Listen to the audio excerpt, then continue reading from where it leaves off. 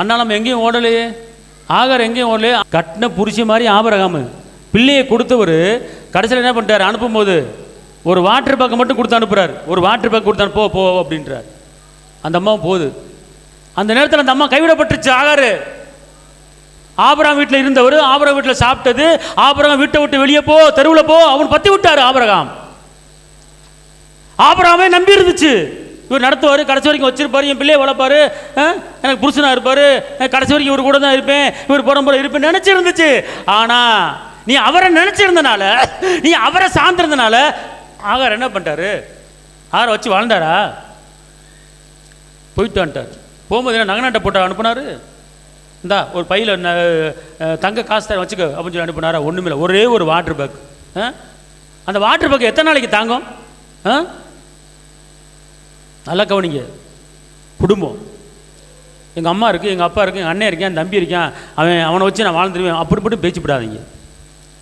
எடுத்துக்காட்டு சொல்கிறேன். ஆபிரகாம் போதும் உங்களுக்கு. ஆகார் என்ன பண்ணிட்டாரு, போயிட்டு 1 மாதம் கழிச்சு வாங்கி வந்தாரா? 2 மாதம் கழிச்சு வாங்கி வந்தாரா? சொல்லுங்கள். போய் 2 மாதம் சுற்றிவிட்டு ஒரு 3ஆம் மாதம் இங்கே வாத்தா போ, இல்லாட்டி ஒன்று செய், நீ அந்த ஊருக்கு வந்துரு, அங்கே ஒரு வீடு பிடிச்சி அங்கே நான் வச்சுறேன், நான் அப்பப்போ வந்து உன்னை பார்த்துக்கிறேன் சொன்னாரா? ஆபிரகாம் டோட்டலாக கைவிட்டார். ஆனால் அந்த அம்மா ஃபுல்லாக நம்பி இருந்துச்சு.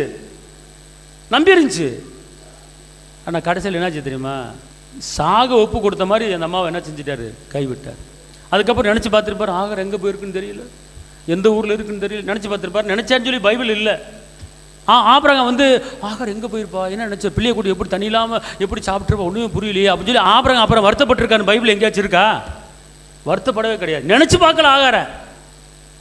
ஆனால் குடிக்க தண்ணி இல்லாமல் தான் பிள்ளை சாகிறத பார்க்க மாட்டேன்னு சொல்லி ஒரு கதறல், ஒரு அங்கலாய்ப்பு, ஒரு விண்ணப்பம், தேவனே பதில் வந்தது. என் தகப்பனிடத்திலிருந்து ஆகாருக்காக ஒரு நீரூற்றை உண்டு பண்ணின கர்த்தர் உங்களுக்காக ஒரு நீரூற்றை உண்டு பண்ணி உன் குடும்பத்தை நடத்துவதற்கு பெரிய காரியத்தை கர்த்தர் செய்ய போறார்.